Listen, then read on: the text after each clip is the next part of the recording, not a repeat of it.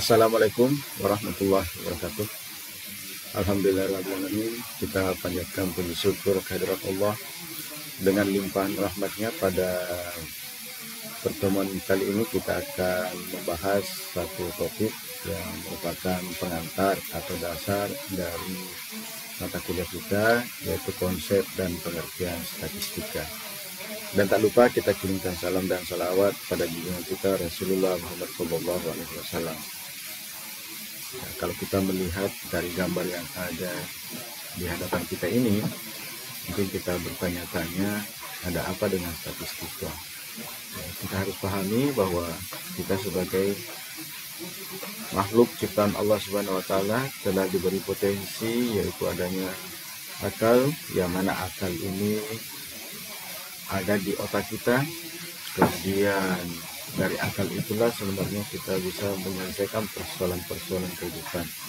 Namun yang selalu menjadi momok bahwa statistik itu sulit, statistik itu memusingkan. Namun seharusnya ya, kita menghadapi atau menyikapi materi ini dengan selalu senyum, seperti senyumnya seorang bayi yang tidak pernah menghadapi suatu masalah atau problem.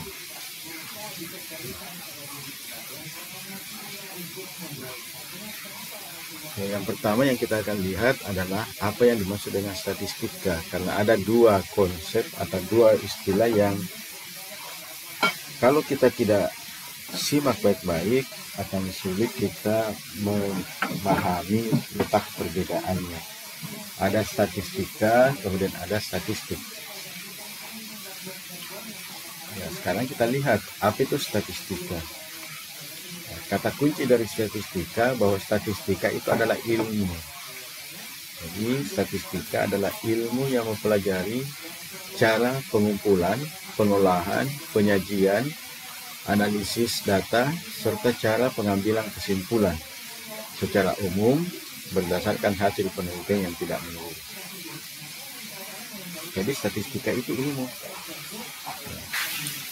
Bagaimana cara kita mengumpulkan? Apa yang kita kumpulkan? Yaitu mengumpulkan data. Kemudian dari hasil kumpulan data itu kita olah. Dan dari hasil pengolahan data itu kita sajikan. Setelah disajikan, dilakukan proses analisis. Ya, setelah analisisnya kita sudah buat, kemudian kita mengambil kesimpulan. Nah, kesimpulannya itu berlaku umum. Data-data itu merupakan hasil penelitian yang tidak menyeluruh. Maksudnya tidak menyeluruh karena memang dalam penelitian kuantitatif itu, kalau objeknya itu banyak, populasinya banyak, maka bukan tidak bisa kita olah datanya, tetapi membutuhkan waktu yang lama, membutuhkan biaya yang besar, membutuhkan tenaga yang banyak, artinya tidak efisien. Makanya dalam proses pengambilan data statistika itu digunakan dengan ada keterwakilan populasi atau yang biasa kita kenal dengan sampel. Jadi semua proses yang dilakukan itu kita ketahui caranya, dan itulah yang dimaksud dengan ilmu. Ilmu itu merupakan pengertian dari statistika. Nah, selanjutnya apa itu statistik? Coba kita lihat pengertian statistik yang tertulis di dalam Kamus Besar Bahasa Indonesia. Bahwa statistik itu adalah angka-angka atau catatan yang dikumpulkan, dikelompokkan, dan ditabulasi sehingga didapatkan informasi berkaitan masalah tertentu. Berarti statistika ini adalah materinya. Ya, tadi kan proses pengumpulan, kemudian pengolahan, kemudian penyajian, kemudian analisis dan pemberian kesimpulan. Apa yang dikumpulkan? Data. Data itu dalam bentuk apa? Angka. Jadi angka. Jadi statistik itu angka-angkanya. Statistika ilmunya. Jadi di situ letak bedanya antara statistika dengan statistik. Nah, kadang juga ada yang tidak bisa membedakan. Jadi itu statistik, itu statistika. Jadi statistik itu materinya, angkanya, kemudian statistika itu adalah ilmunya. Nah, kemudian angka-angka ini atau data-data ini yang dikumpulkan, dikelompokkan, ditabulasi, itu berkaitan dengan masalah tertentu. Jadi kita harus juga mencermati angka-angka yang kita kumpulkan. Ya misalnya kita ingin mengetahui bagaimana tingkat hasil belajar satu sekolah, maka angka-angka yang kita kumpulkan adalah yang terkait dengan hasil belajar. Ya, yang terkait dengan yang lainnya itu enggak. Jadi yang dikumpulkan terkait dengan hasil belajar. Itulah yang dimaksud dengan berkaitan masalah tertentu.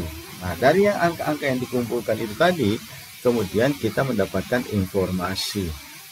Informasi apa? Informasi keadaan dari objek atau responden atau populasi yang kita teliti. Jadi itu pengertiannya. Jadi tidak jauh perbedaan antara statistika dengan statistik. Statistika ilmunya, statistik adalah materinya. Nah, selanjutnya kita akan melihat ruang lingkup pembahasan statistika itu di mana saja yang dibahas. Nah, kalau kita melihat lingkaran ini, maka sebenarnya ruang lingkup statistika itu mencakup seluruh aspek kehidupan manusia. Ya, karena kita di jurnalistik, maka ya ada statistika komunikasi, ada statistika media massa, ada pendidikan, psikologi, pertanian, ekonomi, hukum, sosial, politik, budaya.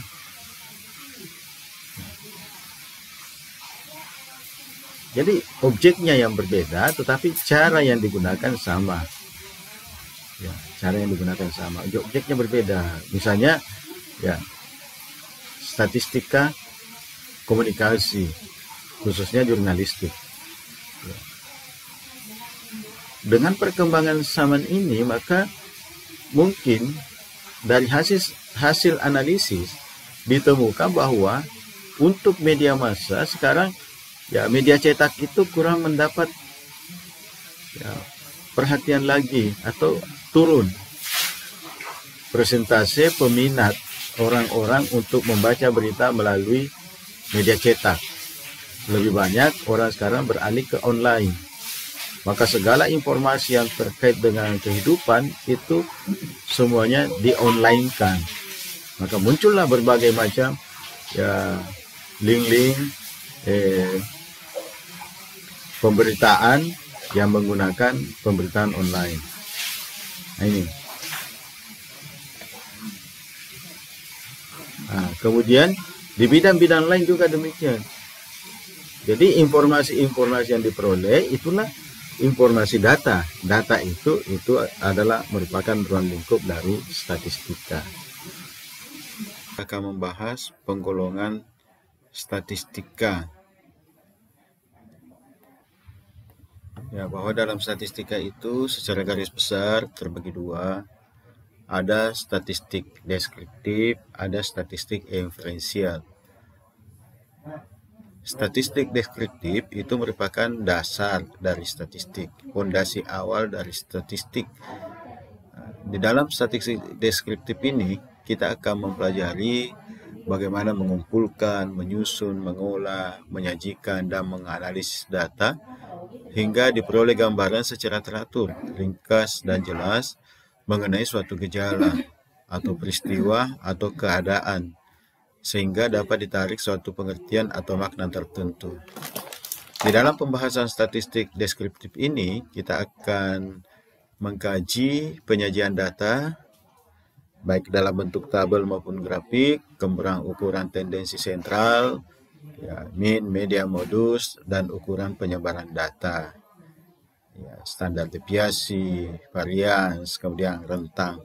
Sementara dalam statistik inferensial, di situ yang dibahas adalah bagaimana kita melakukan proses pengolahan data yang mana di dalam statistik ini disediakan aturan atau cara yang dapat digunakan sebagai alat untuk menguji hipotesis. Jadi di deskriptif itu dari yang umum menjadi khusus, sementara inferensial itu dari yang khusus menjadi umum. Ya, contohnya kita akan melihat bagaimana pengaruh antara satu variabel dengan variabel yang lain, kita melakukan uji regresi. Bagaimana hubungan antara variabel satu dengan variabel yang lain, kita melakukan uji korelasi. Dan bagaimana perbandingan atau perbedaan antara variabel yang satu dengan yang variabel yang lain, kita lakukan uji komparasi. Sebelum melakukan itu semua, desain yang digunakan dalam persiapan penelitian itu ya menyusun hipotesis atau yang biasa kita kenal dengan dugaan sementara, jawaban sementara. Hipotesis itu ada dua, ada hipotesis alternatif dan ada hipotesis nihil. Selanjutnya landasan kerja statistik. Landasan kerja statistik yang pertama menurut Sutrisno Hadi, variasi. Ya, berbagai macam persoalan dan gejala yang dihadapi serta tanggapan itu pasti bervariasi antara satu dengan yang lainnya. Ya, tidak ada yang sama. Ya, karena bervariasi itulah maka sebenarnya disitulah kita ingin mengambil simpulan. Ya, karena variasinya itulah kita ambil simpulan. Ya, kita harus memahami karakteristik dari populasi. Ya, jadi kemudian reduksi untuk mendapatkan informasi dari populasi itu ya kalau populasinya besar itu kan kita akan kesulitan untuk meneliti semua atau mendapatkan informasi ke keseluruhan populasi. Makanya dipilihlah wakil-wakil atau sampel. Pemilihan sampel ini itu merupakan bahagian dari populasi, itu artinya kita melakukan proses reduksi. Kemudian generalisasi. Maksudnya bahwa kesimpulan yang diperoleh setelah kita melakukan proses penelitian, kemudian kita olah data, kita analisis, maka terakhir tahapan yang kita lakukan adalah memberi simpulan.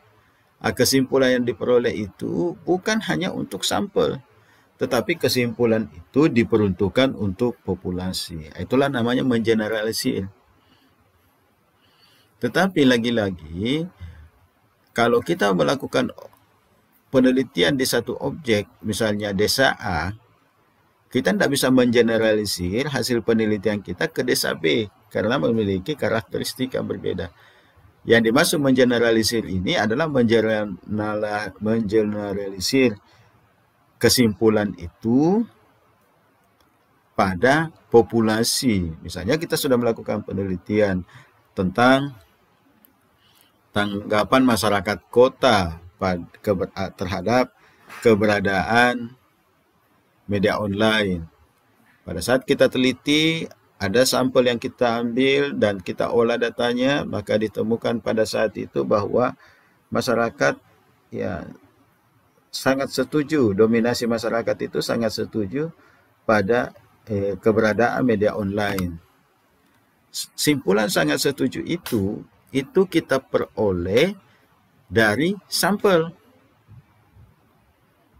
Dan sampel, ya misalnya kalau ada 100 populasi, kemudian sampelnya 10 ini yang mewakili 100. Nah, hasilnya sangat setuju. Nah, maka inilah yang dimaksud mengeneralisir. Setelah kita mendapatkan informasi dari sampel itu bahwa dia sangat setuju, maka kita mengeneralisir bahwa di kota A sangat setuju. Nah, itu yang dimaksudnya generalisir. Oke. Selanjutnya kita akan bahas karakteristik statistik. Jadi statistik itu memiliki karakter atau data-data itu memiliki karakter. Ya, lagi-lagi saya katakan harus bedakan antara statistika dengan statistik. Statistika ilmiah, statistik material. Ya. Karakteristik yang pertama bahwa statistik itu selalu bekerja dengan angka. Jadi data itu dalam bentuk angka. Sehingga kalau ada misalnya informasi dalam bentuk kualitatif, maka itulah yang kita olah diubah menjadi angka atau proses kuantifikasi. Jadi data itu dalam bentuk angka. Itulah karakteristik pertama. Berarti kita bisa mengatakan bahwa semua data statistik itu adalah angka. Dan tidak semua angka itu adalah data statistik. Nah, itu kan kita bisa membuat ya statement dengan pernyataan itu. Artinya apa? Kalau ada mahasiswa atau yang ingin mempelajari statistik dan ternyata selama ini tidak terlalu senang dengan angka-angka, maka mau tidak mau harus berupaya untuk bagaimana keluar dari fobia itu. Kenapa? Statistik selalu bekerja dengan angka. Yang kedua adalah objektif. Ya, kalau mau melihat tingkat objektivitas tertinggi ya ada di ilmu pasti. Ya, ilmu pasti itu kalau sudah sesuai dengan rumus hasilnya pasti sama. Makanya kadang kalau kita melakukan proses olah data, ada satu aktivitas atau satu perhitungan yang kita lakukan, itu kita bisa mengecek kebenaran hasil kita dengan mencari rumus yang lain. Kalau hasilnya sama, berarti sudah benar. Kalau hasilnya tidak sama, ada masalah. Itu kan namanya objektif. Jadi, menjadi satu kebenaran yang mutlak. Jadi, 1 tambah 1 sama dengan 2. Itu kan namanya objektif, kebenaran mutlak. 3 kali 3 sama dengan 9. Yang jadi persoalan sebenarnya di dalam, kalau kita melakukan penelitian, di dalam proses penelitian itu, yang kadang menjadi persoalan adalah pengumpulan datanya, penentuan respondennya. Itu kadang yang jadi persoalan, jadi penentuan datanya, penentuan respondennya. Misalnya kita mengirim angket kepada responden terkait dengan satu sikap. Ya, setujukah Anda dengan pemberitaan-pemberitaan yang mengarah ke kekerasan atau kejahatan? Ada yang menulis sangat setuju, setuju, tidak setuju, kurang setuju. Itu kan subjektif sekali. Kalau kita tanya apa bedanya sangat setuju dengan setuju, apa bedanya sangat memuaskan dengan memuaskan, itu kan sulit. Nah, makanya kalau pakai angka 3 kali 2, 3 sama dengan 9 itu kan pasti. Kalau itu tadi, itu belum. Nah, itu makanya di situ yang dimaksud dengan objektivitasnya, bahwa statistik itu objektif. Kalau 2 kali 2 pasti 4. Nah, kemudian universal, menyeluruh. Tadi waktu kita lihat dari ruang lingkup statistika, itu kan tergambar hampir semua aktivitas kehidupan manusia itu ada statistik. Itu kan berarti menyeluruh, universal. Ya, kadang misalnya ada satu paham, orang menganggap bahwa paham itu universal. Tidak. Kenapa? Ada saja tempat-tempat di mana paham itu ditolak. Itu berarti kan tidak universal. Nah, jadi universal yang dimaksud di sini bahwa ya kalau rumusnya sudah tepat, kemudian sumber datanya sudah tepat, maka ahli dari manapun pasti mengatakan, ya sudah, ini sudah benar. Ya, karena tidak mungkin di satu wilayah 3 kali 3 sama dengan 9, di wilayah lain 3 kali 3 sama dengan 6. Ya, walaupun dalam kehidupan sosial, ya pasti bisa. Ya, keuniversalannya itu pasti tidak terwujud. Ya, misalnya kalau dalam kehidupan sosial, 1 penakut tambah 1 penakut sama dengan, ya boleh ada yang menjawab 2 penakut. karena itu dianggap bahwa ilmu pasti, padahal tidak. Ini adalah ilmu sosial.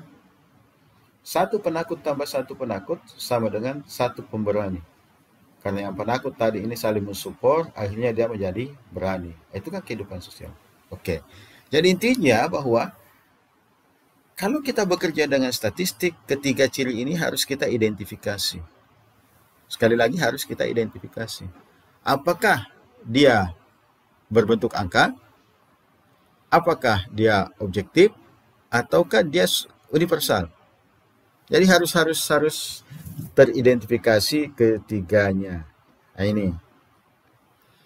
Oke, selanjutnya kita akan coba melihat manfaat mempelajari statistik.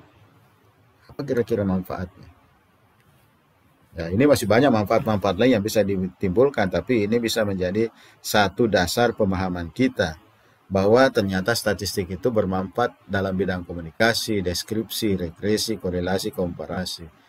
Ya, dalam bidang komunikasi, data yang kita kumpulkan itu menjadi penghubung. Jadi data yang kita kumpulkan itu menjadi penghubung. Penghubung dari mana? Antara pihak pengumpul dengan pengguna data. Antara peneliti dengan stakeholder. Jadi itu menjadi penghubung.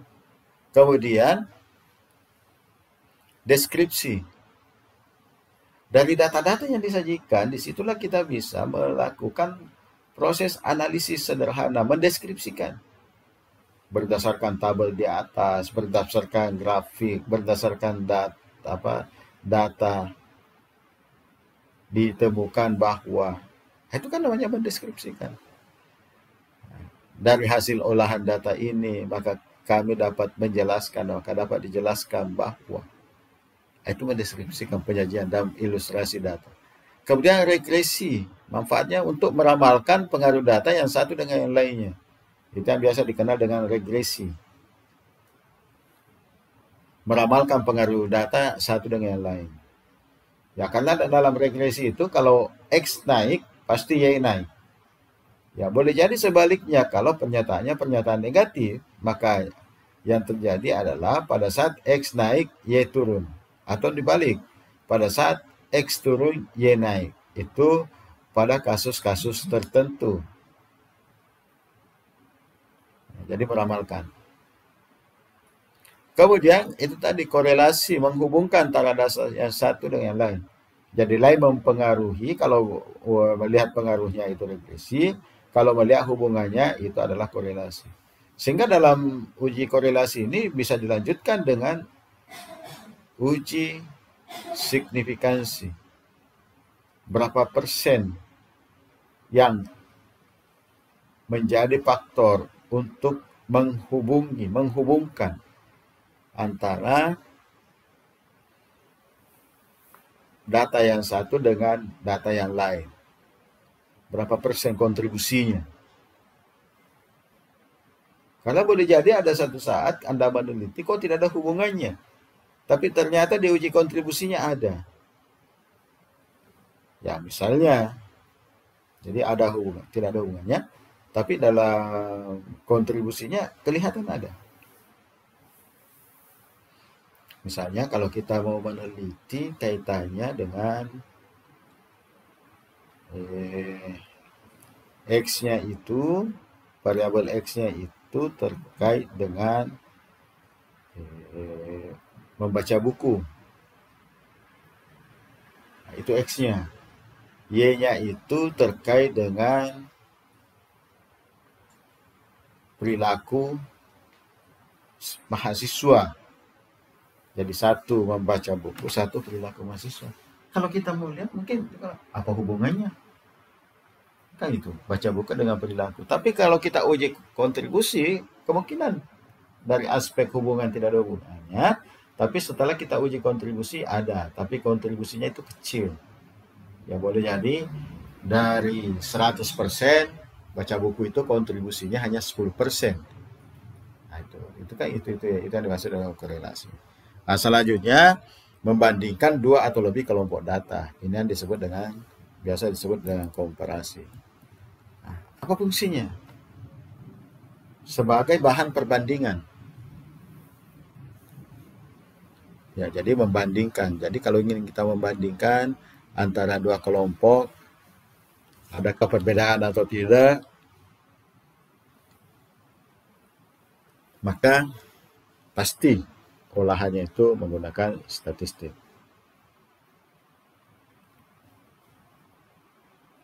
Yang kedua,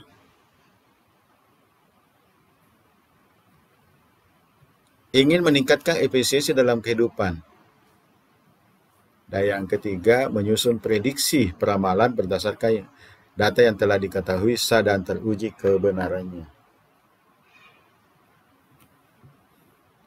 Selanjutnya, dapat melihat ada tidaknya hubungan, jadi hampir sama tadi dengan fungsi. Dapat menyederhanakan data, dapat mengukur kebenaran suatu gejala, dapat menentukan hubungan sebab akibat. Ini merupakan fungsi-fungsi statistik. Nah, sedangkan dalam penelitian, ya, penelitiannya pasti penelitian kuantitatif. Penelitiannya pasti penelitian kuantitatif, tidak akan terlaksana dengan baik apabila teknik analisis yang digunakan tidak sesuai dengan kaidah-kaidah statistik. Jadi apa ya? Statistik itu sangat terkait dengan penelitian kuantitatif. Makanya kalau orang berani melakukan penelitian kuantitatif harus kuat pemahaman statistiknya. Ya, dengan statistik peneliti dapat memahami karakteristik populasi sehingga dapat diketahui proporsi subjek dalam populasi yang menentukan besaran proporsi sampel. Dapat mengetahui kesalahan sampling dan kesalahan ukuran. Ya, biasanya digunakan standar alfa 0,05.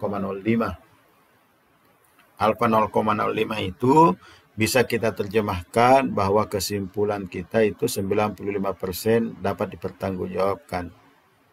Ya, jadi alfa 0,05 itu dapat disimpulkan bahwa 95% kesimpulan yang kita ambil itu dapat dipertanggungjawabkan.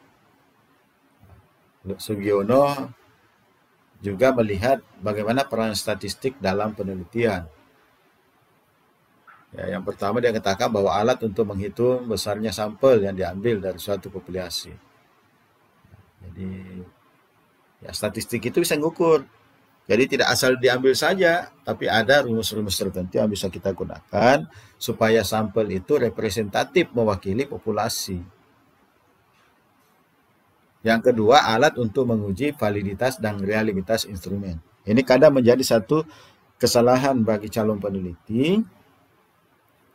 Instrumen validitas, uji validitas dan reliabilitas dilakukan itu pada saat instrumen itu belum digunakan, baru akan digunakan. Makanya jangan diuji validitas reliabilitas pada saat digunakan. Ini kan diuji untuk melihat tingkat kevalidan instrumen itu. Jadi diuji dulu. Apakah valid? Kalau sudah valid, ya baru bisa di-share atau digunakan. Nah, ini kadang ada kesalahan di sini. Nanti kita akan bahas lebih dalam. Ya, statistika ini juga sebagai teknik untuk menyajikan data sehingga lebih komunikatif. Ya, misalnya tabel, grafik, dan diagram. Tapi hati-hati juga. Kadang ada orang meneliti, laporannya itu menggunakan tabel, grafik, diagram, tapi tidak sesuai dengan karakteristik datanya. Jadi tidak sesuai dengan karakteristik datanya. Nah, nanti kita kaji di penyajian data, bagaimana membuat tabel. Jadi, bagaimana membuat tabel dan bagaimana karakteristik data terkait tabel tertentu. Misalnya kalau diagram, ya diagram baris, ya kalau ingin melihat perkembangan, bagaimana perkembangannya setiap tahun, maka pakai diagram. Kalau ingin melihat pembagian misalnya sikap, ya boleh jadi pakai lingkaran. Nah, ini, jadi itu itu harus betul-betul dilihat. Kemudian alat untuk menganalisis data seperti menguji hipotesis dalam penelitian. Tadi sudah dilihat topik-topik dari statistik. Kalau Guilford itu lebih menekankan bahwa statistik itu memberikan landasan meramalkan secara ilmiah, karena ini lebih berorientasi pada penelitian. Kemudian memungkinkan peneliti menganalisis dan menguraikan sebab akibat. Ya, yang tanpa statistik akan merupakan peristiwa yang membingungkan atau kejadian yang tak terurai. Jadi statistik itu bisa mengurai sebab akibat. Misalnya kita menghitung rata-rata IPK mahasiswa.